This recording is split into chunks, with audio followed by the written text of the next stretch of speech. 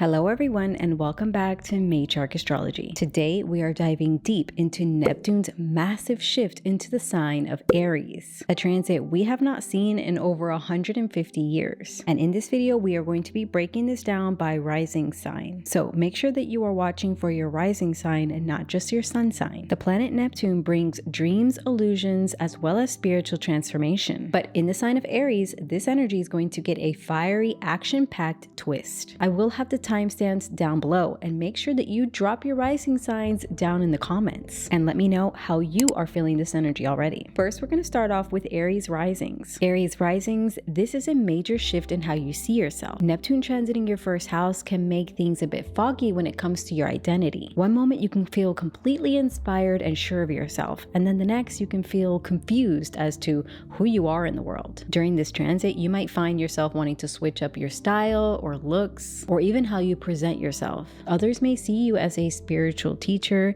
a healer, or even an artist. During this transit, be sure not to chase unrealistic goals or keep changing directions without a clear plan. Neptune can make you imagine an ideal version of yourself that feels out of reach or unrealistic in some type of way. So during this transit, stay grounded and take practical steps towards your goals. A great tip here would be to use journaling or therapy to track any potential identity shifts. And make sure that you are asking yourself, who am I beyond external labels? Also watch out for any impulsive, drastic changes in your appearance because Aries energy can be quite impulsive. Just before you make any changes, maybe ask someone else or just take a step back and take a little bit of time before you're truly sure on making any big changes to your appearance. Next up we have Taurus risings. Taurus risings, this transit is going to be a deep inner awakening. Neptune transiting the 12th house can dissolve old subconscious habits as well as heightening your intuition, but it can also bring escapism. During this transit, you may find yourself more drawn to dreams,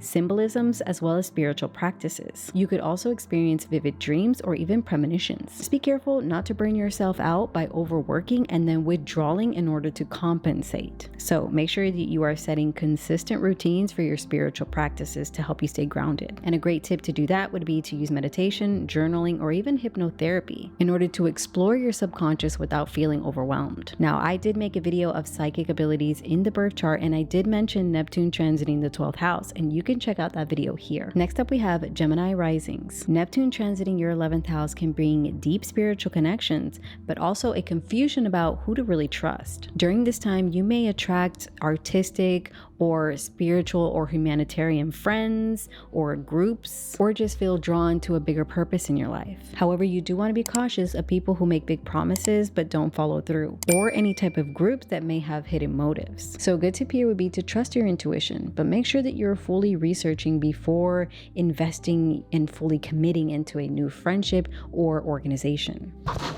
Sorry, I had to fix the lighting. Next up we have Cancer risings. Neptune transiting your 10th house is bringing big shifts in your career and how others see you. You may feel like your life purpose is changing, but is it real growth or just temporary confusion? This transit can bring success in creative, spiritual, or healing fields, but it can also have you questioning your professional path. Now, I don't have this transiting my 10th, but I do have it natally in my birth chart where Neptune is in the 10th and it also conjuncts my midheaven. And sometimes you feel like you're one thing and then another, or you're feeling like you're many things and you don't know which way to really go. So make sure that you are practicing something that helps you to ground yourself. Also during this transit, people may tend to put you on a pedestal, or they could assume things about you that aren't true. Again, we're dealing with that illusionary energy of Neptune. So a good tip here would be to stick with clear goals or any type of agreements. Neptune can blur professional boundaries, so make sure you are protecting yourself by keeping those receipts and by documenting everything. Leo risings, Neptune here in the 9th house is shifting your beliefs, education, and long-term goals. What you once thought was true may start to feel a bit unclear or even completely dissolve. This can manifest itself as being religious for all of your life and then all of a sudden you go into spirituality or just a different form of spirituality. During this transit, you may feel called to explore spirituality or to travel and just expand your knowledge in different ways. However, you do want to be cautious of falling for any unrealistic philosophies or just following something because it feels good in the moment. So a good tip with this transit would be to keep an open mind but stay grounded. Seek wisdom but from trusted sources and don't rush rush any big decisions when it comes to travel, education, or belief systems. Next up, we have Virgo risings. Neptune is going to be activating your 8th house, which deals with intimacy, deep transformation, finances, as well as hidden fears. This is a mystical yet tricky transit. Things may feel intense and uncertain, but also deeply healing. Now, similar to the Neptune transiting the 12th house, I made a video of psychic abilities in the birth chart, and you can check out that video here where I mentioned Neptune transiting the 8th house. Because during this transit, you may experience a spiritual awakening through intimacy, therapy, or even financial shifts like inheritances, investments, or even debt. So one of those topics could lead to a spiritual awakening for you. How that might manifest is going to depend on your own personal chart. And as I have mentioned, you may see a strong psychic enhancement when it comes to your intuition. You may experience vivid dreams or having a sense that there is some unseen forces at play. So financially, watch out for any type of scams. Do not sign any contracts that feel unclear to you and that you don't fully take your time to look over. And also watch out for any deceptive partnerships. And this is because emotionally, this could be a time where toxic relationship patterns may surface. Neptune can make you idealize people, especially in love relationships or business. So make sure that you are using discernment. So a great tip here is to make sure that you are grounding yourself in financial awareness. Do not sign anything without full transparency. And just remember that not everything that feels deep, especially when it comes to relationships, means that it is meant to last or that it's a soulmate. Next up, we have Libra risings. Neptune transiting your 7th house is blurring the lines in relationships. You may attract soulmate-like connections or people that seem too good to be true. However, the question is, are they? This transit can bring romantic fantasies, deep emotional connections, or artistic collaborations. If you are single, you may be drawn to more dreamy, mystical, or spiritual partners. If you are already partnered up, then your relationship can take on a more spiritual or artistic tone. With Neptune, you want to be careful of the rose-colored glasses, especially here in the 7th house. This transit can create illusionary love stories where someone can seem really perfect, but they're not showing their true colors. And I'm not saying that this is the case for everyone you're going to meet, just something to be cautious of. Boundary issues in relationships may also come to the surface, so make sure that you're not allowing others to drain your energy. So a great tip for this transit would be to trust actions over words when it comes to relationships. Keep your communication clear in your relationships and make sure to not ignore any red flags. Be sure to really take the time to fully see people for who they really are, not just who you want them to be. Next up, we have Scorpio risings. So Scorpio risings, Neptune in your 6th house can bring both inspiration as well as confusion when it comes to your daily routines, your health habits, as well as your work. Your intuition is heightened, but so is the risk for burnout or escapism. During this transit, you may be called to a more spiritual or creative type of job. And you can also struggle to feel a sense of groundedness in just a mundane work environment. Now, when it comes to your health, any type of symptoms that you might have may be unclear or go undiagnosed, and you may find yourself drawn to more holistic or alternative healing methods. And when it comes to your work environment, be mindful of any type of deception, exhaustion, or a lack of structure. If you feel that it's not structured and it doesn't feel good to you and it's really depleting your energy, it might be best to find something that's a little bit more aligned with maybe healing practices or something more spiritual, or just something where you feel like your energy is not being completely drained the entire day. However, Neptune does dissolve boundaries, so be careful not to overextend yourself or overwork and then end up slipping when it comes to your self-care or not putting in enough time to your own self-care. That is going to be very important to keep in mind because your self-care and your health will always come first. So a great tip here would be to create solid daily habits. Even a simple morning routine can help you feel anchored. Health-wise, make sure that you're listening to your body's subtle cues and try to avoid over-relying on any type of substances. Sagittarius risings, Neptune in your 5th house of creativity and romance is bringing that magnetism in your artistic expression as well as your deep love connections. But there could also be the risk here of losing yourself in fantasies. During this transit, your creative abilities may feel more intuitive or fluid. This is a very incredible transit for artists, writers, or performers. Now, romantically during this transit, you may attract more idealistic or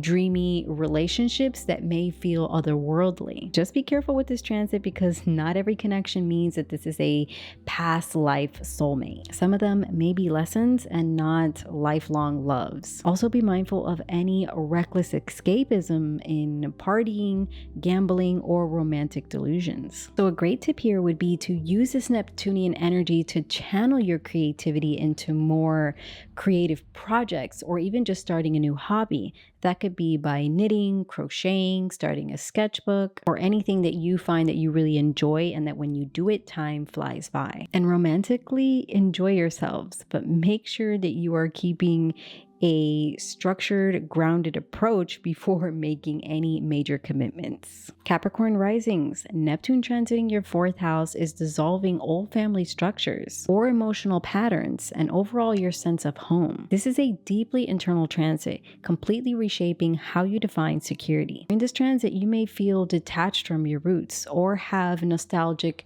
emotions when it comes to thinking about the past or your childhood. Family secrets or any hidden dynamics within the family may come up to the surface. Your definition of home and what you see as your home can become more fluid or even more spiritual. You could add spirituality into your home and even practice spirituality within your home. Now, also be careful for any unclear or any boundaries that are being crossed within family dynamics with this transit. There's also a risk of feeling lost or disconnected and feeling like you don't fully belong anywhere. Like you're not able to find somewhere or feel like you're somewhere that you can truly call home. Now, keep in mind that this reading is very general, as your own personal chart can give way more insight into how this might manifest for you. However, I do not have your personal chart, so I cannot see that, and this is very general. So a great way to deal with this energy is to create a personal sanctuary, whether that be a physical space that you go to or an internal practice like meditation or even ancestral healing, because the 4th house is the house of ancestors. And using Neptune's energy here to heal anything that's related to your ancestors and your roots can be highly beneficial. Aquarius risings, Neptune will be transiting your 3rd house, and this can be heightening your intuition when it comes to your communication. It could also bring confusion in how you express yourself or how you perceive others. During this transit, you may develop stronger psychic abilities, especially when it comes to clairaudience or automatic writing. You may experience more vivid dreams or even just have a stronger desire to write, teach, or channel messages in a more intuitive way. However, we do want to be mindful here when it comes to misunderstandings or miscommunication when it comes to siblings or neighbors. So just be mindful of any vague communication or any type of self-doubt when it comes to expressing your ideas. So a great tip for Neptune here in the 3rd house is to practice mindful communication. So practicing writing, speaking, or even music can be a great way to channel Neptune's energy into something more clear and creative. And last, we have our Pisces risings. Neptune transiting the 2nd house is dissolving old beliefs about money, self-worth, and what truly sustains you. During this transit, you may find that you're more confused when it comes about your finances or feel that you're pulled towards more spiritual ways of earning. So this transit can bring about you using your intuition more when it comes to your finances. Some may even start earning money from healing, spiritual, or artistic professions. Neptune can also create financial illusions, making it hard to track your spending habits or to build long-term wealth. So with the Neptune transiting the 2nd, a great tip here would be to avoid any of those get-rich schemes and do not make any type of financial commitments that you feel unclear about or that you're not certain. So double check everything through before making any financial commitments, and make sure that you are practicing money management. Track your spending habits and create a safety net, be it a savings account, so that Neptune's energy doesn't sweep away your resources. Because Neptune transiting the 2nd house could feel like money is just slipping through your fingers and you're not really sure where it all went. Drop your rising sign down in the comment section below and let me know, have you noticed any of these themes already? Thank you guys so much for watching, and I will see you guys in the next video.